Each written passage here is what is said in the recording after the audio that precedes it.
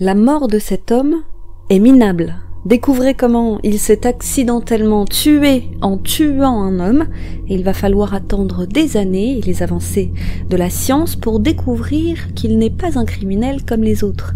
Il est en réalité un redoutable violeur et tueur en série qui a sévi pendant près d'une décennie, passant constamment entre les mailles du filet. On estime qu'il a tué une douzaine de personnes, presque exclusivement des femmes. Découvrez aujourd'hui la terrible histoire de Bruce Lindale.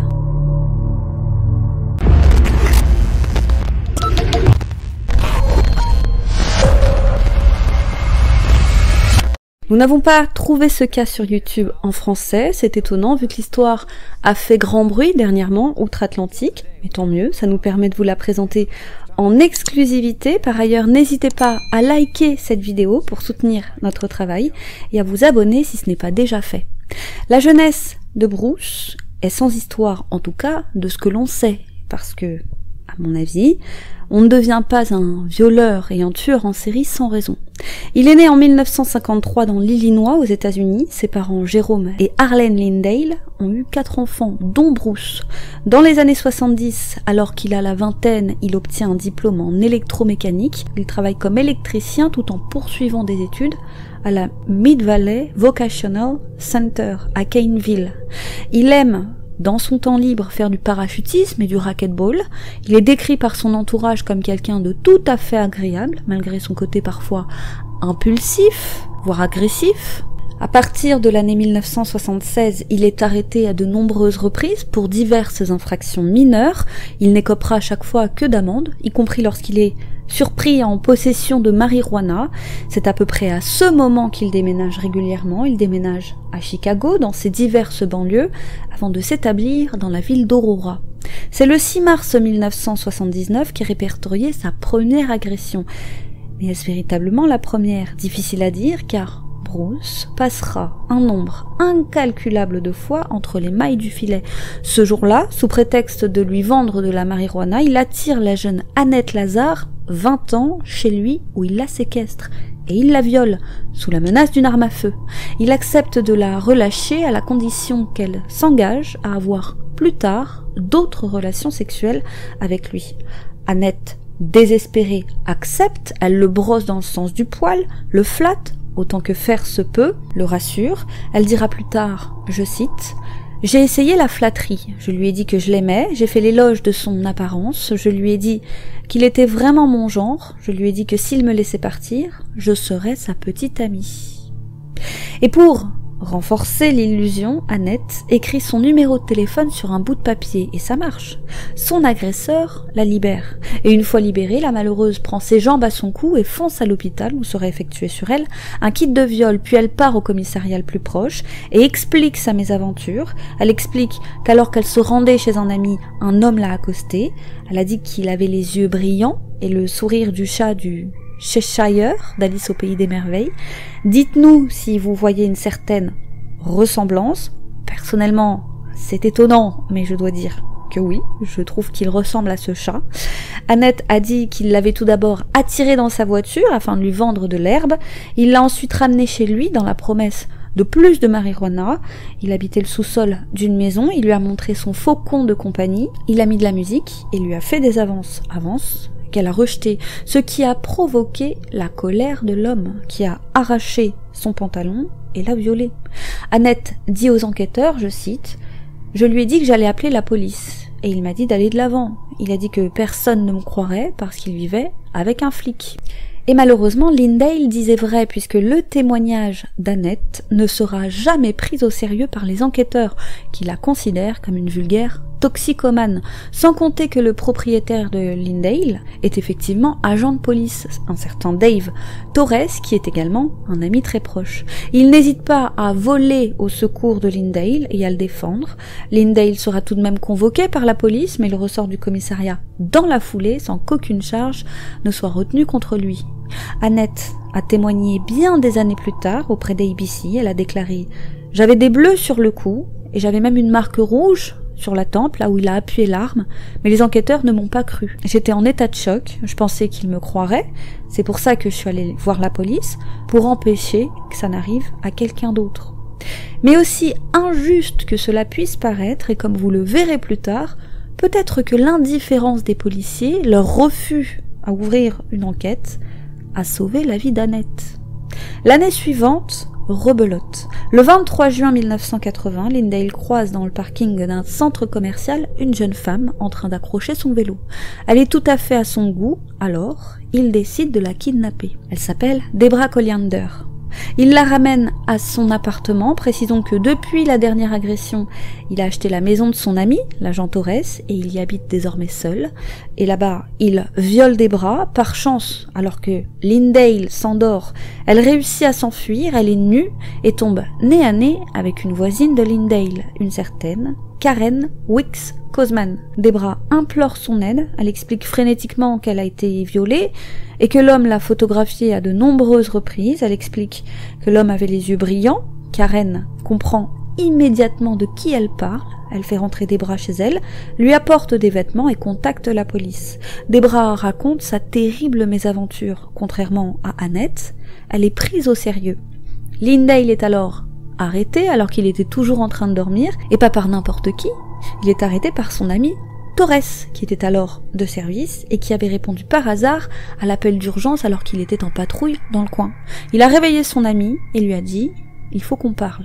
Il lui a passé les menottes et notons qu'il a fait son travail correctement en collectant les preuves, un appareil photo et une arme.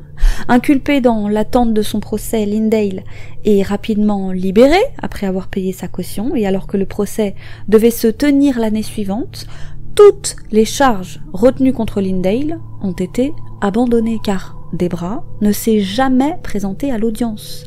Il s'avère que la jeune femme a disparu un jour alors qu'elle sortait du travail. C'était le 7 octobre 1980. Un agent de sécurité de l'hôpital Copley où elle travaillait l'avait raccompagnée jusqu'à sa voiture. Il avait regardé partir sans savoir qu'il serait la dernière personne à la voir vivante. Et comme elle est le seul témoin dans cette affaire, sans elle, elle s'écroule. Et plutôt que de se faire tout petit, Lindale passera un long moment à harceler sa voisine, Karen Wicks Cosman. Il restait planté devant chez elle, regardait ses filles jouer, la fixer, etc., etc. Toujours cette même année, en décembre, Bruce agresse une autre femme. Elle a 30 ans et le motif est sordide. Il a proposé à la jeune femme, qu'il ne connaît pas, de la payer en échange de relations sexuelles. Elle a refusé, il l'a alors frappée violemment et à plusieurs reprises. C'était devant un restaurant, mais comme à ce moment-là, il y avait des personnes, de potentiels futurs témoins, Lindale a préféré quitter le lieu de l'agression. Ce qui n'a pas empêché la victime, alors blessée, de se rendre au commissariat. On lui a alors présenté divers clichés de divers criminels notoires. Parmi ces clichés ne figurait pas celui de Lindale, qui encore une fois avait réussi à s'en tirer à chaque fois. Il n'était donc pas dans le fichier des délinquants sexuels notoires de la police. Et malheureusement, la victime a pointé du doigt un autre homme qui ressemblait vaguement à Lindale. Et c'est ainsi qu'une fois de plus, il s'en est sorti. Un mois plus tard, le voilà cette fois mêlé à une affaire d'extorsion de fonds. Au moment de son arrestation, il tient tête aux policiers, braque même une arme sur l'un d'eux. Et autant dans cette Amérique des années 70-80, on peut s'attaquer en toute impunité à une femme toxicomane, autant s'attaquer à des agents de police, c'est une autre histoire. Il est arrêté, incarcéré, auditionné, accusé de résistance lors de son arrestation, de possession illégale d'armes et de voies de fait. Mais il est finalement relâché alors que l'enquête suit son cours. Un peu plus tard, sans qu'on ne connaisse la date exacte, il est cette fois arrêté par des policiers lors d'un contrôle de routine alors qu'il circulait dans sa voiture. Et en jetant un rapide coup d'œil à l'intérieur de l'habitacle, les officiers aperçoivent une femme. Elle est inconsciente et a une énorme plaie béante à la tête. Elle est couverte de sang. Il demande alors à Lindale ce qu'elle fait là. Il leur répond qu'il la connaît, qu'elle s'est blessée toute seule et que justement il était en train de la conduire à l'hôpital. Mais les policiers n'en croient pas un mot pour la bonne et simple raison que le seul hôpital des alentours est dans la direction opposée.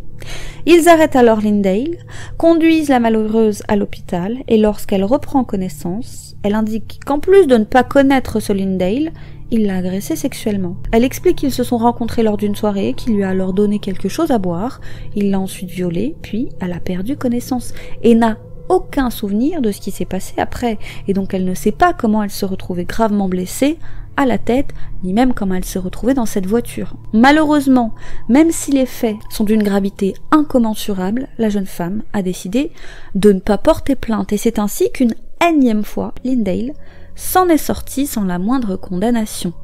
Mais si la police ne semble pas vouloir se charger de ce criminel, le karma l'a de toute évidence dans son viseur, tant ce qui va lui arriver est incroyable. Nous sommes alors le 4 avril 1981. Alors qu'il se baladait dans le quartier commerçant de Naperville, il a fait la rencontre d'un jeune homme de 18 ans, un certain Charles Hubert. Il y a une certaine différence d'âge entre les deux, dans la mesure où Lindale a 28 ans à ce moment-là. Les deux jeunes hommes sympathisent, ils décident d'aller jouer au bowling, ils font connaissance. Alors je précise que certaines personnes pensent encore à ce jour que les deux se connaissaient vaguement, et ce, depuis peu. On y reviendra plus tard. Lindale propose alors au jeune homme qu'ils aillent ensemble passer la soirée chez sa petite amie afin de s'enivrer, ce que Charles accepte. Au début, tout se passe bien, mais bientôt une dispute éclate. En tout cas, c'est la théorie des enquêteurs. Lindale se jette sur le pauvre Charles, il est armé d'un couteau, il le poignarde une fois, 2 fois, c'est au final 28 fois qu'il poignardera le pauvre Charles. Mais le jeune homme ne se laisse pas faire, il se défend avec une force qui prend Lindale de court. Et bien que Charles finira par succomber à ses 28 coups de couteau, lors de l'une des attaques, le couteau de Lindale va glisser. Et sans faire exprès, il va se blesser à la cuisse. Mais pas n'importe où. Il va se trancher l'artère fémorale.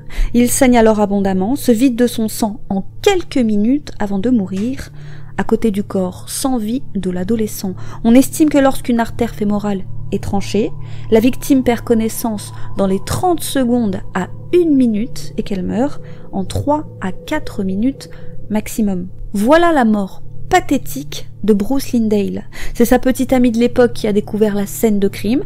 Nous sommes alors aux alentours d'1h45 du matin, le 5 avril. En rentrant chez elle, elle a vu Bruce allongé sur Charles. Une équipe d'enquêteurs est dépêchée sur les lieux. Enfin, une réelle enquête sur lui sera faite. Mais ne soyons pas mauvaise langue. Il est vrai qu'une réelle enquête avait déjà été faite pour tenter de confondre Bruce dans la disparition de Debra. Après tout, une femme qui disparaît juste avant son procès, eh bien tous les regards s'étaient tournés en toute logique vers Lindale, mais faute de preuves, les policiers n'avaient pas pu aller au bout de leur poursuite. Cette scène de crime laisse les enquêteurs perplexes. Il y a de toute évidence eu une lutte, et d'instinct, les enquêteurs se disent que le tueur s'est introduit dans la maison, qu'il a tué les 2 hommes avant de s'enfuir. Or, c'est le rapport du médecin légiste qui va leur apprendre la terrible réalité. C'est Lindale qui a agressé Charles et il s'est par mégarde tranché l'artère fémorale. Tout naturellement, les officiers se disent que Lindale n'en est peut-être pas à son coup d'essai. Les multiples attaques de femmes qu'il a à son actif ne laissent présager rien de bon. Peut-être a-t-il fait d'autres victimes sans se faire prendre. Il se rend alors à son appartement et il trouve des photos de jeunes femmes. Et parmi elles, la photo d'une certaine Deborah McCall. Et il s'avère qu'elle n'est pas inconnue des services de police, puisqu'elle a été portée disparue 1 an et demi plus tôt, soit le 5 novembre 1979. Elle était alors âgée de seulement 16 ans et était scolarisée au lycée. Malheureusement, même si les enquêteurs pensent que Lindale a tué la jeune femme, impossible de prouver quoi que ce soit, sans compter qu'encore à ce jour, jamais le corps de Deborah n'a été retrouvé.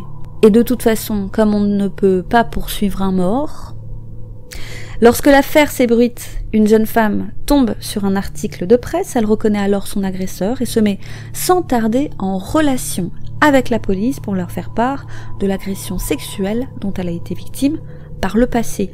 Mais ce n'est pas tout. Un couple a vendu l'affaire. C'est le couple qui a acheté la maison de Bruce Lindale à sa mort en 1981. Ils avaient trouvé des centaines de photos de femmes cachées dans les murs et sous le plancher, mais malheureusement ils n'étaient pas au courant du lien entre la maison et le tueur, ni des événements violents qui s'y étaient déroulés. Et encore une fois, malheureusement, ignorant l'importance de ces clichés, ils les ont jetés. La police a été en mesure cependant de récupérer quelques photos cachées dans la maison, mais malheureusement, aucune des femmes n'a pu être identifiée. Il semblerait que certaines des femmes photographiées avaient l'air consentantes, quand d'autres avaient l'air terrifiées. Mais l'affaire est loin d'être terminée. Le hasard fait que l'année suivante, le 28 avril 1982, le corps partiellement décomposé de Deborah Colliander est retrouvé dans un champ, enterrée dans une tombe peu profonde. Souvenez-vous, c'est celle qui avait été enlevée dans le parking du centre commercial, violée, et qui avait poursuivi Lindale et qui attendait son procès. Malheureusement, il a été impossible pour le médecin légiste de se prononcer sur les causes de la mort à cause justement de l'état de décomposition du corps. On a immédiatement supposé que Lindale était le responsable, et quand la nouvelle a fait la une des journaux, un homme s'est manifesté. Il a déclaré aux enquêteurs que Lindale, avec qui il était ami, lui avait à l'époque proposé un job, celui de tuer Deborah en échange d'argent, de drogue et d'une arme, justement pour éviter qu'elle ne puisse témoigner dans le procès à venir. Il avait alors refusé, mais lorsqu'il a vu que son cadavre avait été retrouvé, il a tout de suite compris que Lindale était arrivé à ses fins. Lindale est à ce jour considéré comme le suspect principal dans la mort de Deborah, mais encore une fois, on ne peut pas poursuivre un mort. Et une théorie très intéressante tourne sur Internet. Certaines personnes pensent que Lindale a en réalité demandé à Charles Hubert de tuer Deborah, ce que Charles aurait accepté de faire, et que Lindale aurait ensuite décidé de l'éliminer pour que jamais les enquêteurs ne puissent remonter à lui. Mais ce n'est pas tout. Voilà que 10 ans plus tard, en 1993, Lindale, depuis sa tombe, fait encore parler de lui. Dans une autre affaire, celle de la jeune Pamela Maurer, 16 ans. La jeune fille avait été retrouvée morte en janvier 1976, soit 2 ans avant la première agression recensée de Lindale. Nous sommes alors à l'ouest de Chicago. Pamela avait passé la nuit avec un ami à jouer aux cartes. Difficile de faire autre chose, comme aller faire la fête dehors par exemple, étant donné qu'il y avait une grosse tempête de neige cette nuit-là. Le lendemain, à 8h30, les deux amis sont partis rendre visite à un ami commun, non loin de là, et 1 heure après être arrivés, Pamela a décidé d'aller se chercher un Coca au McDo d'à côté. Il est à 1,5 km de là. Mais elle n'y arrivera jamais. Sans compter qu'elle n'est jamais retournée à l'appartement de son ami. C'est sa mère qui, le lundi soir à 23h, ne la voyant toujours pas rentrer, a prévenu la police. Sa mère est bouleversée, elle appréhende le pire et malheureusement on lui annonce bientôt ce qu'elle redoutait le plus. On retrouve le corps de sa fille le 13 janvier aux petites heures du matin. C'est un certain Thomas Patterman, commissaire de la voirie, qui a repéré le long d'une route un sac à main.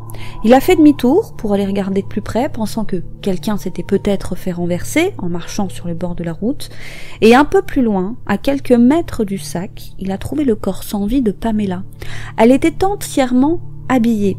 Elle avait des ecchymoses autour du cou, laissant penser qu'elle avait été étranglée.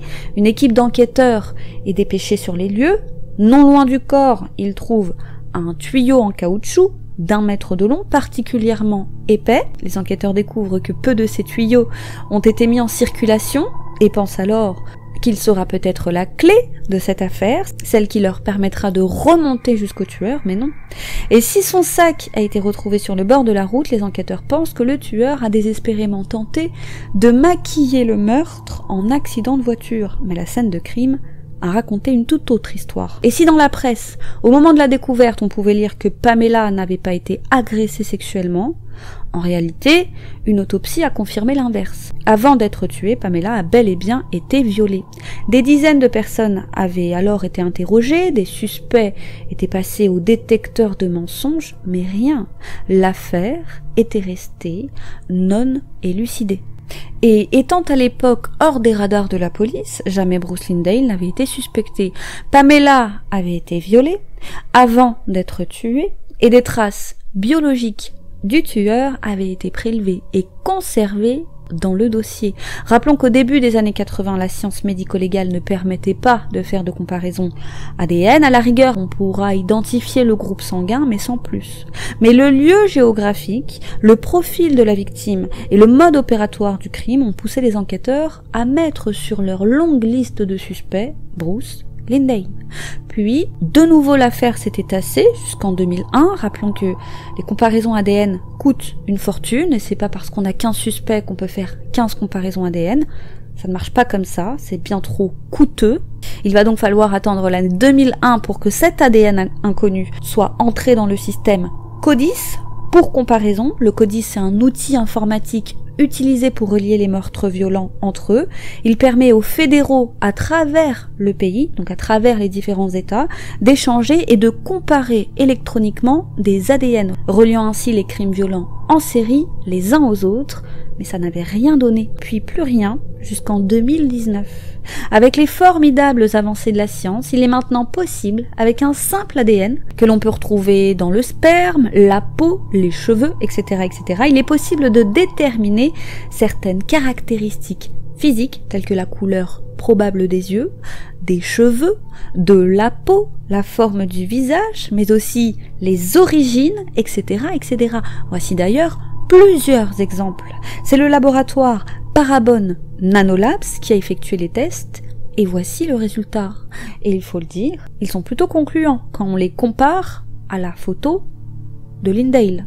Mais ce n'est pas tout, comme c'est souvent le cas, on a entré l'ADN inconnu dans une base de données généalogiques lorsque les particuliers envoient des échantillons de salive pour connaître leurs origines, et à la plus grande surprise des enquêteurs, l'ADN match en partie avec un membre proche de la famille de Lindale. Le corps du tueur a alors été exhumé et après vérification, on ne peut que constater que l'ADN correspond. C'est bien lui qui a violé et tué la pauvre Pamela. Et encore une fois, la date de sa mort interpelle. C'était 3 ans avant la toute première agression recensée de Lindale, ce qui prouve qu'il était en activité depuis plus longtemps qu'on ne le croyait. Alors une question se pose. Combien y a-t-il réellement eu de victimes? Il est qualifié de tueur en série. Rappelons que pour être appelé ainsi, il faut avoir tué un minimum de 3 personnes dans un certain intervalle de temps, de quelques jours à plusieurs années. Il y a Charles, très probablement Debra, et enfin Pamela. Voici donc comment on a découvert plusieurs décennies plus tard que Lindale était un redoutable tueur en série. Et avouons-le, l'Eldorado des tueurs en série, c'était bien la fin des années 60, 70 et 80, lorsque l'autostop était monnaie courante, avec la période hippie. Les tueurs en série les plus prolifiques de l'histoire des États-Unis ont la plupart du temps agi pendant cette période. Et cette affaire connaîtra peut-être plus tard des avancées, car les policiers du comté de DuPage, qui étaient en charge de l'affaire de Pamela, se sont engagés l'année dernière, en 2020, à poursuivre les investigations sur Lindale et de jeunes femmes disparues. Ils le soupçonnent d'être responsable d'une dizaine de meurtres non élucidés ayant eu lieu dans les années 70 et début 80, et à ce titre, ils ont promis de faire d'autres tests ADN. On estime à ce jour que Bruce Lindale est peut-être responsable d'une 12aine de meurtres, voire plus, et qu'il a probablement agi de la période de 1974 à 1981, soit entre ses 21 ans et ses 28 ans, donc 28 ans au moment de sa mort. Voilà, c'est tout pour aujourd'hui. N'hésitez pas à liker la vidéo si elle vous a plu, à vous abonner pour découvrir toujours plus de faits divers inédits. Laissez-nous vos impressions en commentaire, à savoir si, comme nous, vous pensez que Bruce Lindale a tué bien plus de personnes qu'on a pu le prouver. N'hésitez pas à faire un tour sur notre Instagram, LilaXLilia. On va bientôt poster une photo. On vous mettra la vidéo sur YouTube, mais on va d'abord la mettre sur Instagram. On a hâte d'avoir vos réactions. Pour une raison qu'on ignore, notre Instagram n'est pas répertorié sur Google, donc on vous a mis le lien en barre d'infos. N'hésitez pas à faire un tour également sur notre Tipeee pour soutenir la chaîne. Merci à tous nos amis tipeurs. Quant à moi, je vous dis à très vite sur YouCrime pour une autre triste histoire.